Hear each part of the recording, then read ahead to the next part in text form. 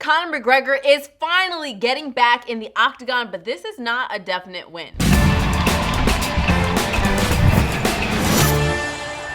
Hey there, welcome to the Fumble here in Los Angeles. I'm Crystal Rich. Make sure you click the subscribe button below to stay up to date on the latest sports news and join our notification squad.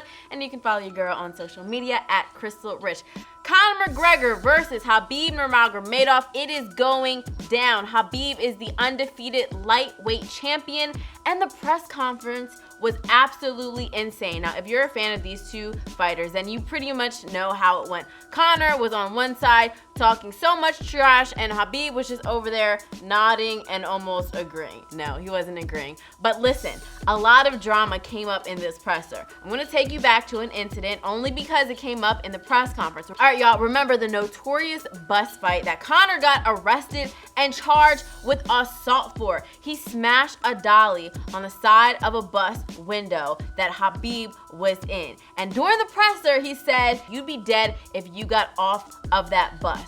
Whoa. Now listen, he wanted a fair fight with no weapons because of his trash talking. That was his excuse for throwing Dolly through the window. This is what he said. That bus, I showed up my hands to let it know I come here unarmed, no weapons. Step off the bus. You talked a big game, now I'm here. He done f***ing nothing. He sat and took a shit on that bus. Hid and cowered behind f***ing women. Conor said that Khabib was hiding behind a woman on the bus. And if you remember, there was a whole incident with a woman who was scared for her life. And obviously, if someone's smashing a dolly through a window when you think you're supposed to be safe, what do you guys think about that? This is Conor's first UFC fight since 2016 when he KO'd Eddie Alvarez to win the lightweight belt. The fans, the media have been begging for him to come back. He practically refused, and we all wondered why. The last time he fought was outside of the UFC. He went to boxing when he lost to Floyd Mayweather in 2017. And your girl called that. I said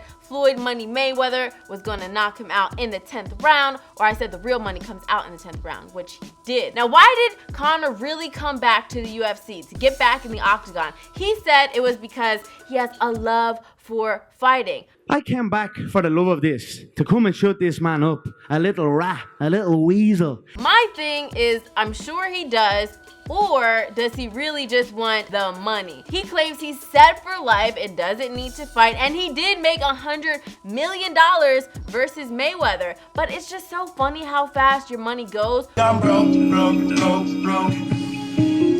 Girl, I'm broke.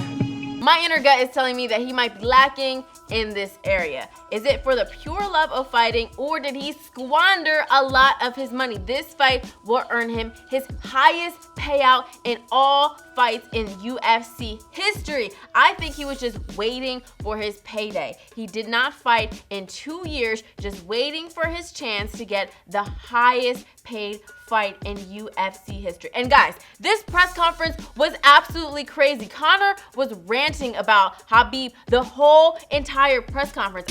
On the back of a bus, so shut your f***ing mouth. But Irish whiskey from a proper Irish. That's what I'm talking about. I came here to have a buzz with this kid. You tap like chicken. I'll tap your head off the canvas.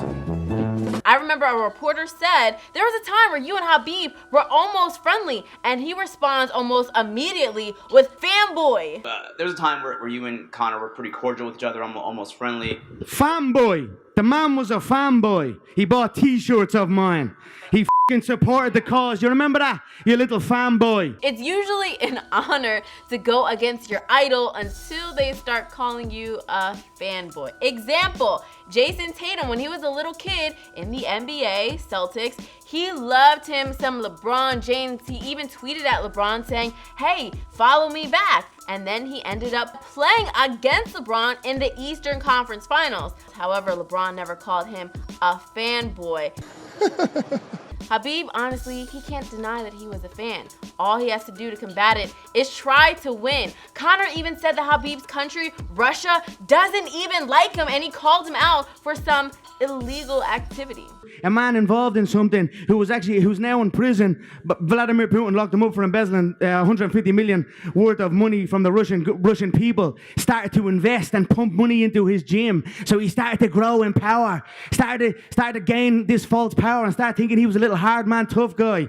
Then hit the fan with your man. He gets locked up and now there's not a bean left. And now here I am to put the nail in the coffin. Ouch. We all know that Conor is the one who has a huge mouth, and he did win the press conference, but who's gonna really win inside the octagon? We love Conor because he puts on these huge shows and he's so outspoken, but do not sleep on Khabib. He is undefeated at 26-0, and the last time I checked, Conor has a few losses next to his name. Now, Dana White is the frat boy of all pro sports. He's the president of the USC. Dana White caters to Conor McGregor in every single way. Why? Because Conor is his moneymaker. 12. I'm not Proper 12 on me. Hang joy. Dana even went as far as to say that Conor has a better mental welfare than the legendary boxer Muhammad Ali. How dare you? Let's just stop and think about that for a minute. Don't we rumble? Float like a butterfly and sting like a bee.